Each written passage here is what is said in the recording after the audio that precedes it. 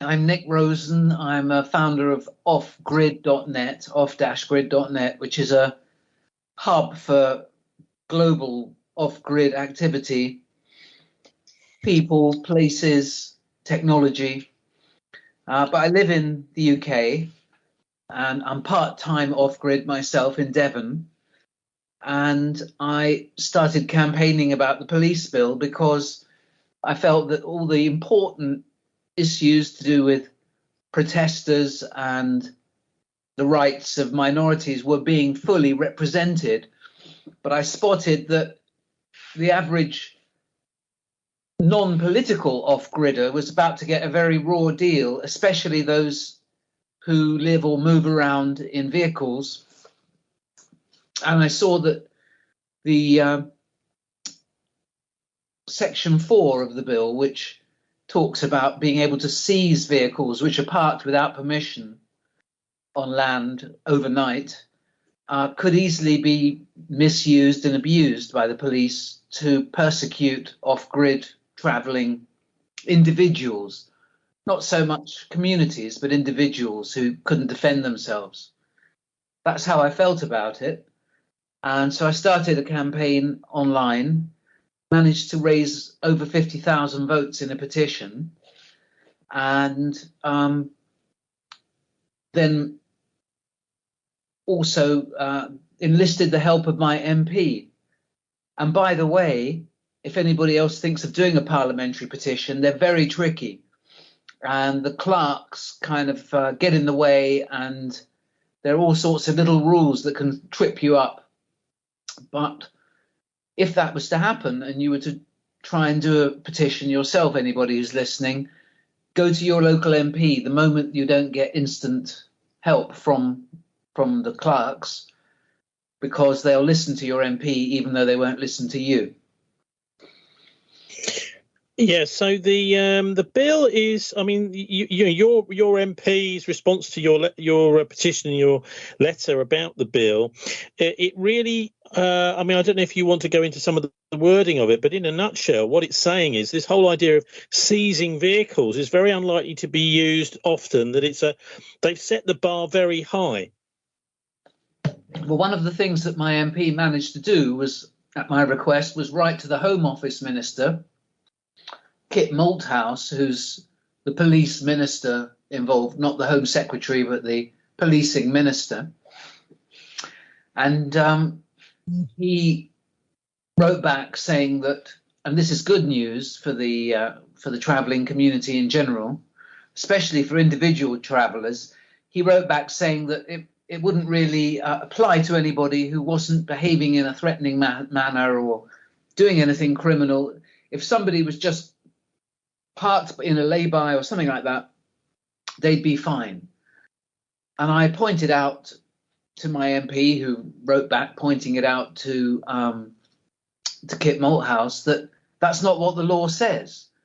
The law says that if anybody feels threatened, then the police could be called and could seize the vehicle. But in the letter, which I sent you a copy of and which you're welcome to quote from, he denies that, and he says that there's quite a high bar. It's no good just feeling threatened. You've got to have a reason to feel threatened before the police are allowed to act. Now, I think that's very good news, and it's great to have that letter, and I hope that lawyers can make use of that letter in the future, but I'm afraid it will probably be necessary for lawyers to make use of that letter, because I don't trust Kit Malthouse, I don't trust the Tory police bill, and I certainly don't trust the police. And I think it will be used for all sorts of mischief against individual, helpless, unthreatening travellers of all sorts who happen to be parked up in vans. It might be used against somebody who just, is on a long drive and needs somewhere to kip for the night because they're tired.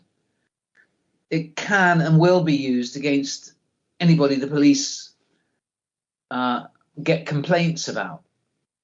It will depend on the police force. Some won't enforce it. Some will stick up for vehicle owners who happen to need to spend a night or two sleeping by the side of the road or behind a hedge.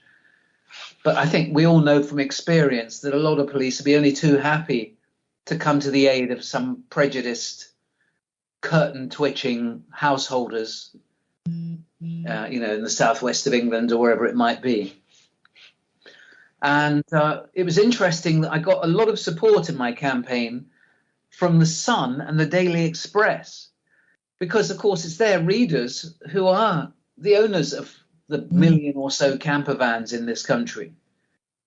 And everybody who's got a camper van is bound to want to spend a couple of nights not in a campsite, but just doing a bit of wild camping here or there.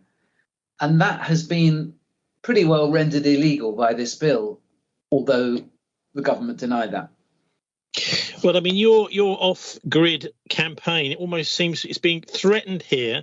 The idea that people might, sort of stop somewhere between two homes, for example, seems, out of the window. But look, there's a bigger side to this, if you step back from it, Nick, and that is that this is an assault on a travelling way of life, which has actually been going in the British Isles for thousands of years, really, since the beginning of time. And this is the first time that this is it's become potentially a criminal offence to pull over, say, for example, onto the edge of a field or something.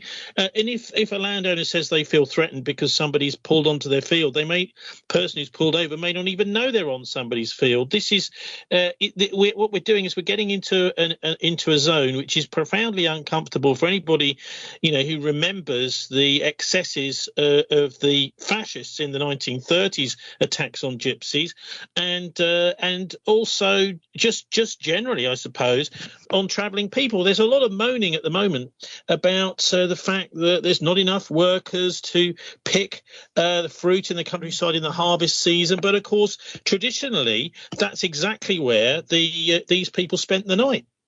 Exactly.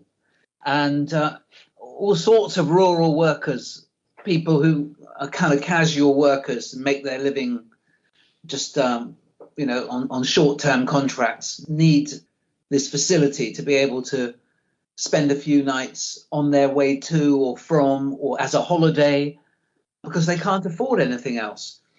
And by the way, I should have said earlier that, of course, if you did park on somebody's land before this police bill becomes law, which it hasn't yet, and they asked you to leave, and you said, well, look, I'm going to leave, but I'm not going to leave tonight. Supposing that was to happen. And they said, well, you've got to leave now. And you said, well, I'm sorry, I can't. I've got nowhere to go. It's snowing, whatever it might be. And they go, right, well, I'm going to make you leave. And you go, well, no, you're not, because I will defend myself. Then they can go and get the police under this new police bill. They can have you thrown off in the middle of the night, or indeed have your vehicle seized in the middle of the night.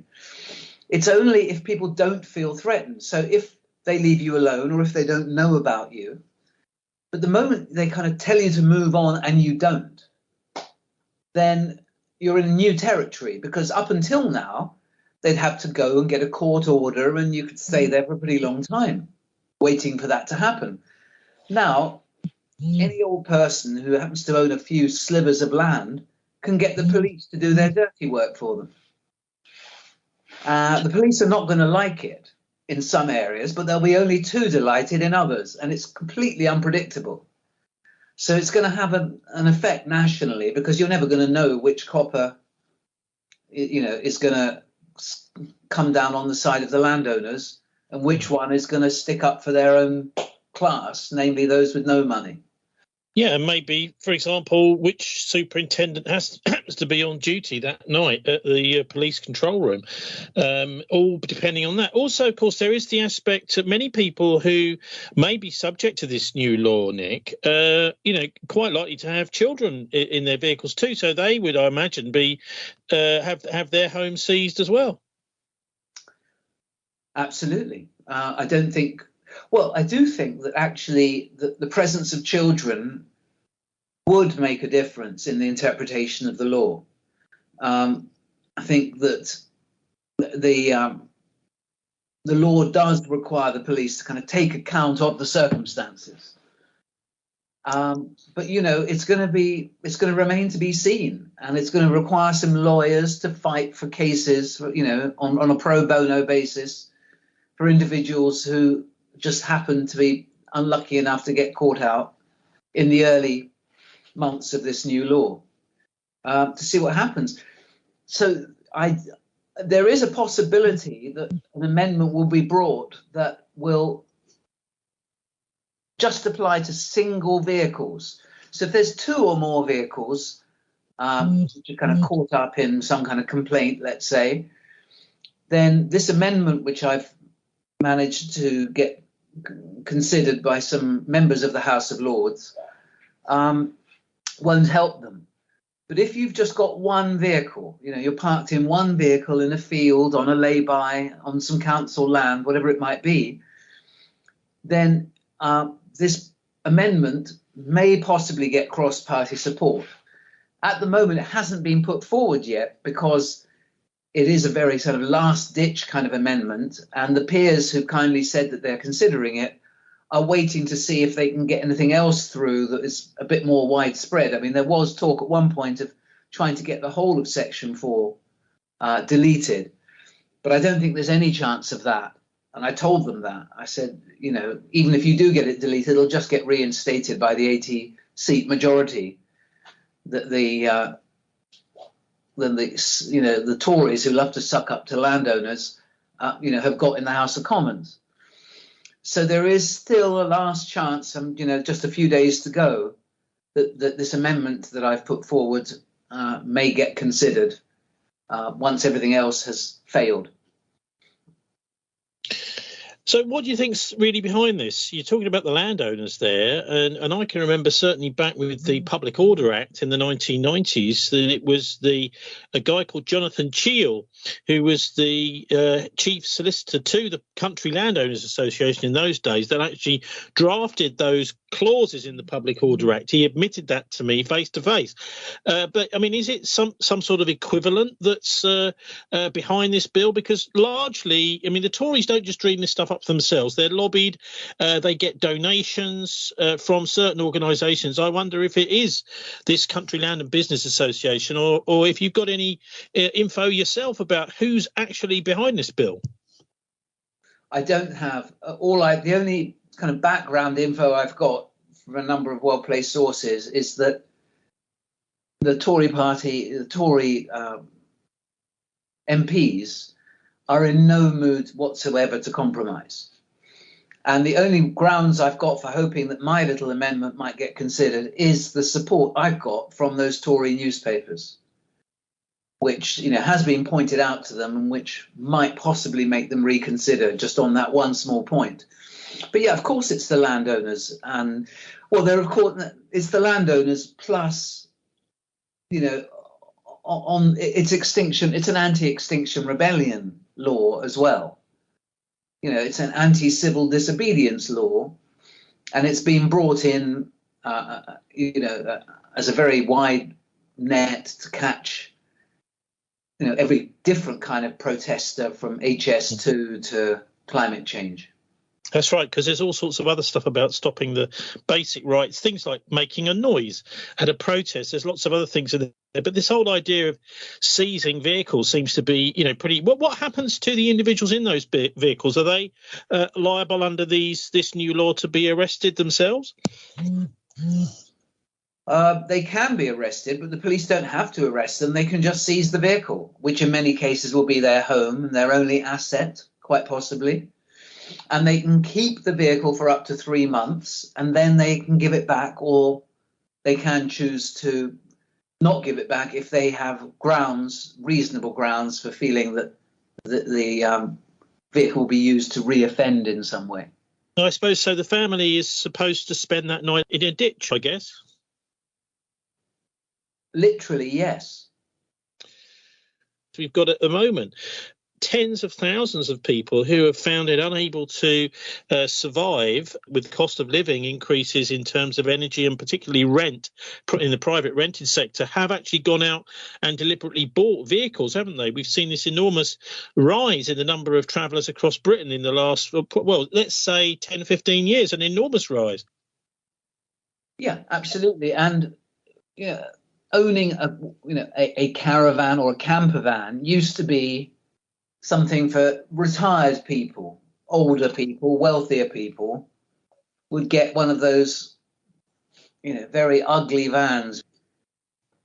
And that's all changed now, of course. It's become, but thanks to the advances in communications technology and smaller batteries, anybody can make a choice to live permanently in a vehicle and have a perfectly comfortable life, especially, or in fact, only if they can find somewhere decent to park up. One thing I was thinking of doing was starting some kind of a register on offgrid.net for people to announce that their land was available for those who wanted to park on it, whether for a small charge or possibly no charge. So, yeah, I've got a map on there called Land Buddy, offgrid.net/Land Buddy, which is currently mainly for people who are wanting to share land with others to go off grid full time. But I'm also going to make that available for people to announce that their land is available for overnight camping in vans and vehicles. Okay, so when is this likely to be debated, and where can people follow what you're up to, Nick? Thank you. Well, it's being debated now. You've got the URL of the petition. If you haven't, I'll resend it to you, and hopefully you can pop it on, on this report. The URL is just, it's Parliament, it's petition.parliament.uk/ and then some long number.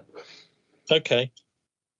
But when is the actual, when are the discussions scheduled to be happening? It's in the House of Lords right now. It's coming to the end of, committee and report stage in the House of Lords. Then it goes back to the House of Commons, where any amendments that the Lords have managed to get through will possibly get struck out. And then it will get the roll of scent. With the way things are going with food and fuel crises, it may be that encourages the Tories to, bring this forward urgently, because so many people are going to have nowhere to go and are going to need to find somewhere they can just, stay for a few days whilst they make other arrangements. I mean, is it possible, do you think, that this will just simply become unenforceable? We're talking about tens of thousands of people here who could potentially be being criminalised. It's up to the police. And I've seen claims by various campaigners, both kind of civil rights lawyers, saying that the police don't want to enforce it, and that the chief constables have said they don't really like this law. But as I said, I think what will happen is that, although perhaps even a majority of police won't enforce it, enough police will enforce it that you're never really going to know where you are. But, the one thing that I have managed to actually achieve in this campaign is this letter from the police minister, which states emphatically and unambiguously that if you are just quietly enjoying somebody else's land and they haven't told you to leave, then the police cannot tell you to leave. Can you just remind us of your off-grid site so people can pick up on some of the Land Buddy stuff, etc., if they want to? Thank you. It's www.offgrid.net, off-grid.net. Okay, Nick Rosen, thanks very much for joining us. Really kind of you to have me on. Thank you.